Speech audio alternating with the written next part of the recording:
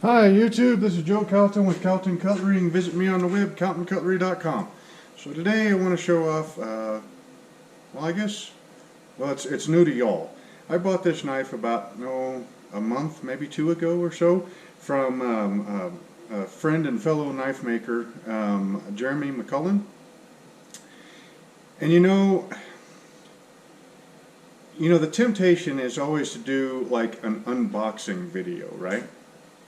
Well, I know those are cool and exciting and everything, but you really don't, when you first unbox something, you're checking it out and all that kind of stuff, and I guess you want to share that with everybody, but then you don't really want to say a whole lot about whatever it is until you've used it for a little while, and that way you can kind of say, all right, well, hey, I've used this for more than 10 minutes, I can say, yes, it's good, it's bad, it's not, whatever, right? So this knife has been in my pocket now for, like I said, a month or two, something like that. And so I kind of feel like, it's time to go ahead and do, the video on it to let you know what I think of it.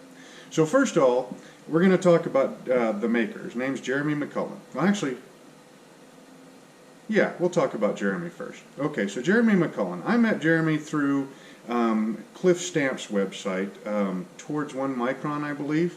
It's a big old forum, where everybody does a whole lot of knife testing, sharpening, testing different edges, testing different stones.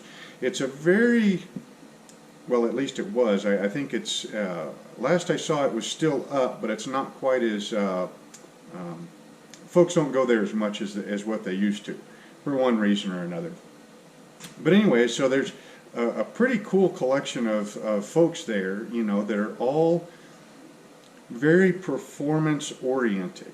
Okay, so these are fellows that want to buy a knife and then, or buy a sharpening stone, either one, and then use the thing and then post their experiences on the performance of the knife. So not quite so much, hey, this is the art side of it, or the collector side of it, although those are important sides, but basically the site's all centered around using knives and using sharpening stones.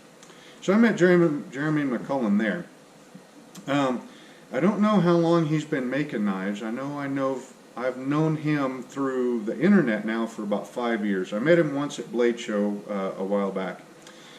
Jeremy is a very meticulous maker and very performance oriented also. So he's the kind of guy that's more than likely going to stay in it for the long term. Now, when I mean long term, if the guy makes it to 70 years old, then he's probably going to be making knives when he's 70 years old. They might not be the same style of knife that he's making now, but he's probably going to be making them for a long time. He's certainly got enough talent to do that, and he's got the right mindset. He makes a knife to use, which, believe it or not, that's not every maker does that. Okay. So anyway, probably first of all, I ought to tell you where you can find him. And the easiest way that I figured to do that was to show you his Instagram page. Oh, there. So it's, hopefully that's focusing, Mccullenknives. That's probably about the easiest way to find him. I know he had an Etsy shop. He was telling me the other day he was having some issues with that, and so he closed it down. So it seems like Instagram is the place to go for custom knives lately. At least that's what I've seen. So at least those of us that don't have a straight up website. So anyway, so that's kind of an overview about Jeremy himself. Now, the types of knives that he makes, I've seen him make choppers, kitchen knives, EDCs, like belt knives, outdoor type of knives, and then now slip joint knives. And like I said, he posts up videos and pictures of him testing the different classes of knives that he makes.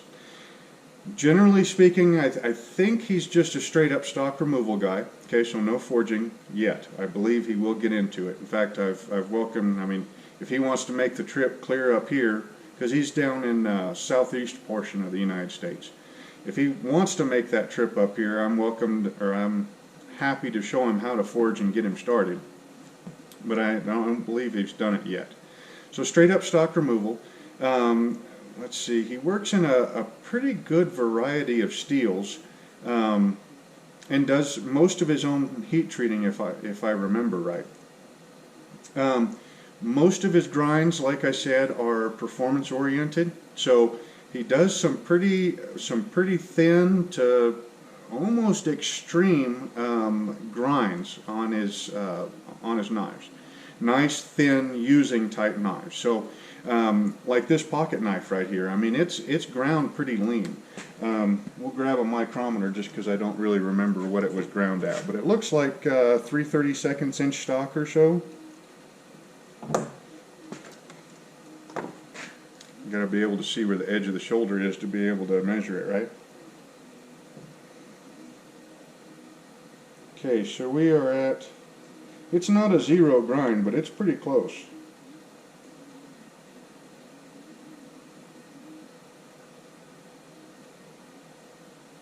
Okay, we're about 5/1000ths at the shoulder of the edge.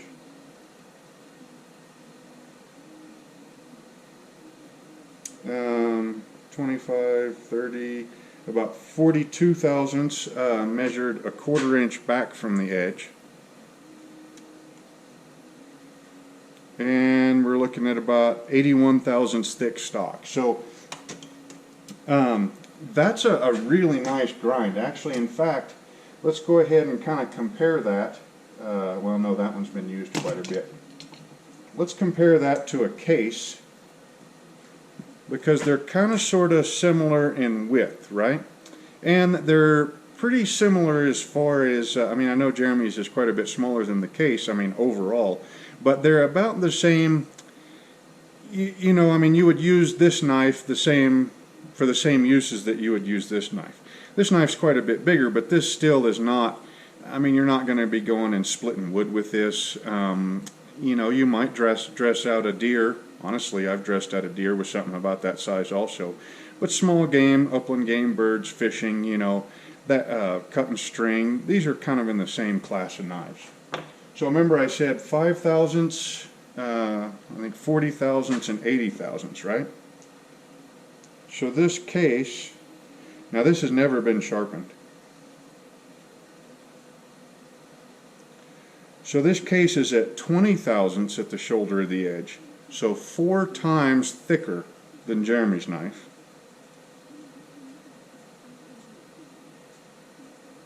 We are at 25, 30, about the same. So what did I say, about 40/1000ths on this one. And at 100/1000ths on the spine. Okay, so this knife right here at the shoulder of the edge, which is where it counts, is 4 times thinner than that case knife. That case is probably ground very similar to like a Victorinox Tinker, the large blade.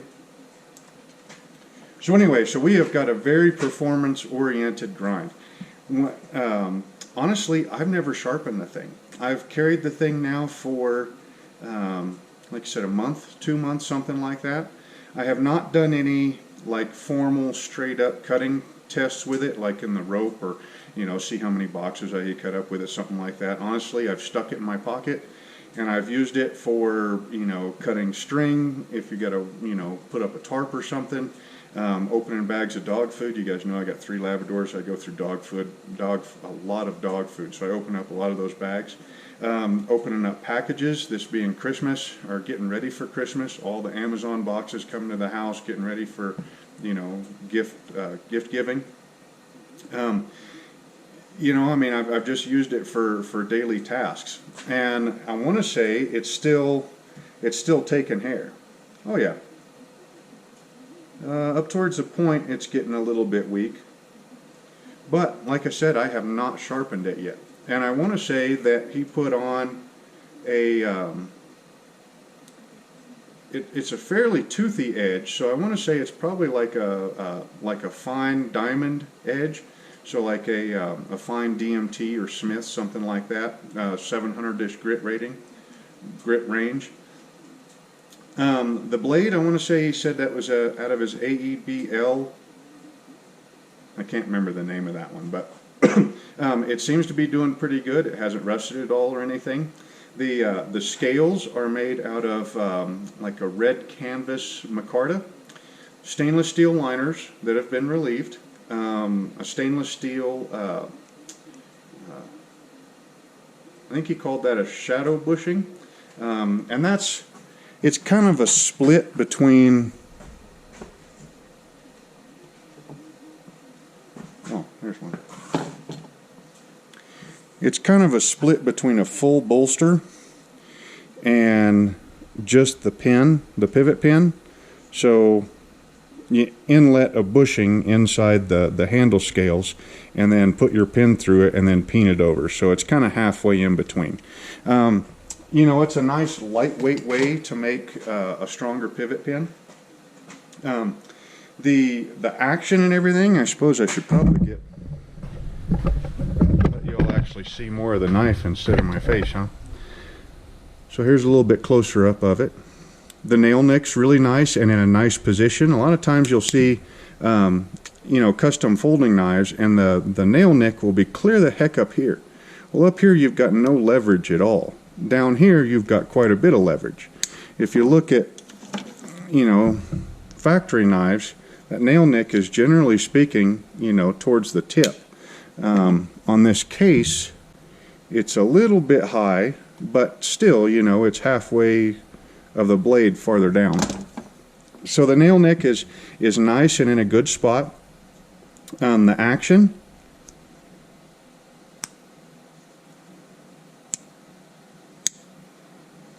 I'll do that one more time. Now in the close, I'll be quiet so you can hear the action. You've got some nice walk and talk, some nice snap. The spring is one of those things that that I didn't particularly care for when it got here. It was way too heavy, and he said that I messaged him, and we talked a little bit about spring tension, and he said that he's been having a whole bunch of guys ask for stronger and stronger spring tension, and so that's what he's been making. And so so I ended up, he offered to do it, but I went ahead and did it here in the shop, but I lightened up the back spring tension a little bit. The only other thing I didn't care for was this right here.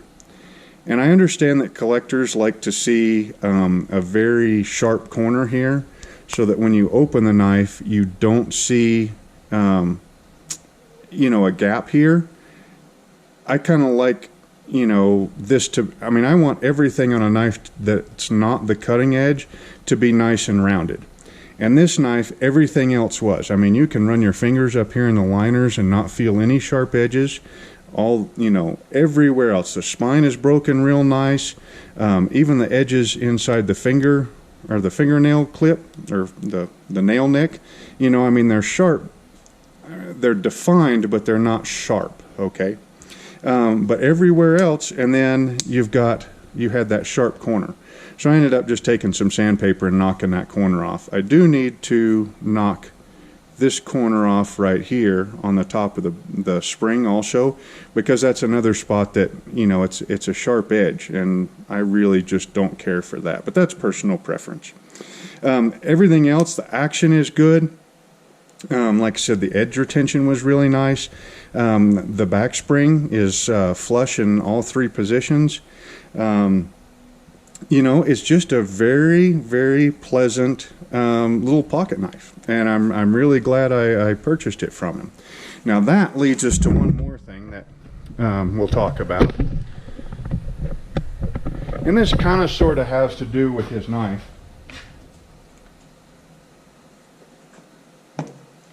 And that is,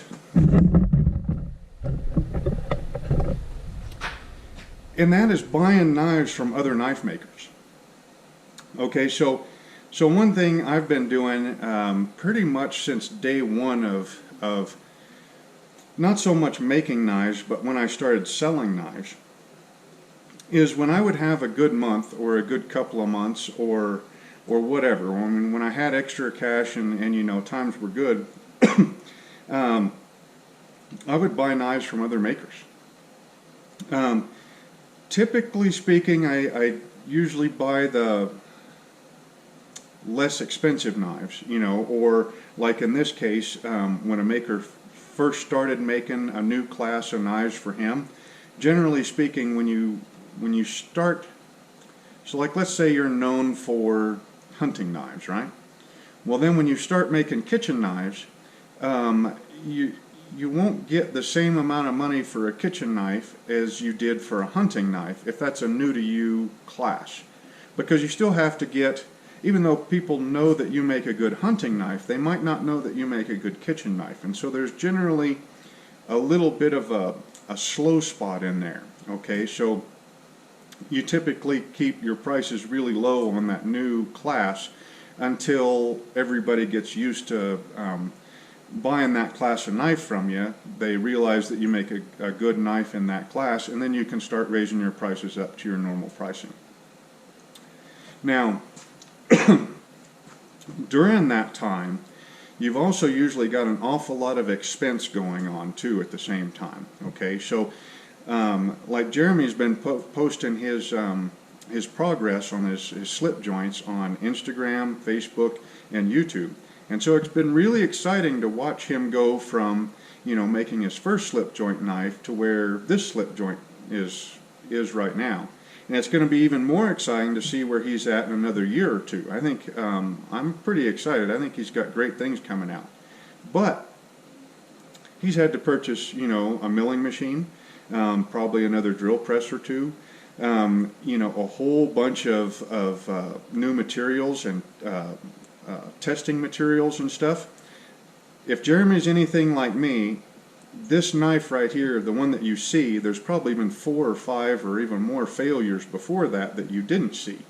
It's just the name of the game. When you start learning how to do a new class of knife, especially folders, there's typically a whole bunch of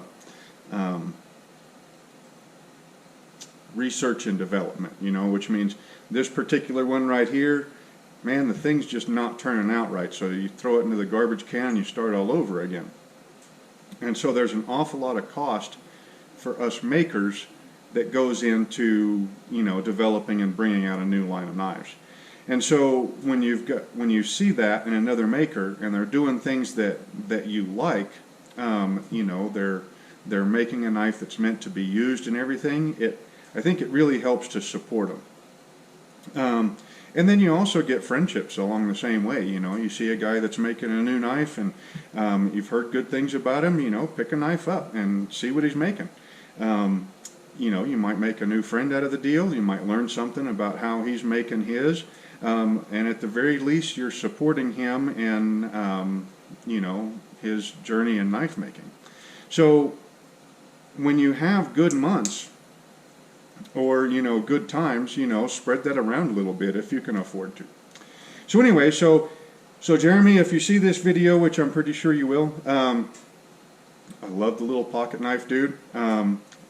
Even the red, you know, I mean, I told him to make the knife as if he was making it for himself, which if you're ordering a knife, that's a really good way to get the maker's best. You know, because then you get a knife that he's grinding it to what he likes, he's making the action to what he likes, you know, all that kind of stuff. I'm not normally a red kind of guy, but it works on this knife, and I really like it, and so I'm glad that he made it like this for me. So if you guys are in the market for a nice little slip joint, like I said, you can go find Jeremy on Instagram. Maybe I'll flash that picture one more time. There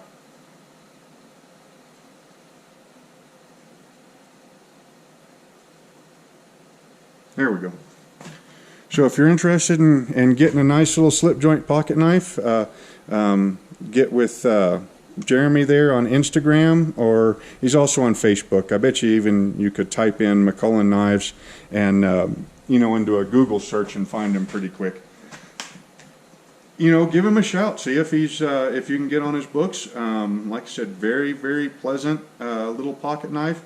Very handy, very performance oriented, and you know, it's going to be in my pocket for quite a while longer, I think. And then I might even carry it here and there for the next however long. You never know. But I really enjoy it. Thanks very much, Jeremy, for making it for me. Again, this is Joe Calton with Calton Cutlery. You can visit me on the web, caltoncutlery.com. Hope you all enjoyed the video, and we will see you next time.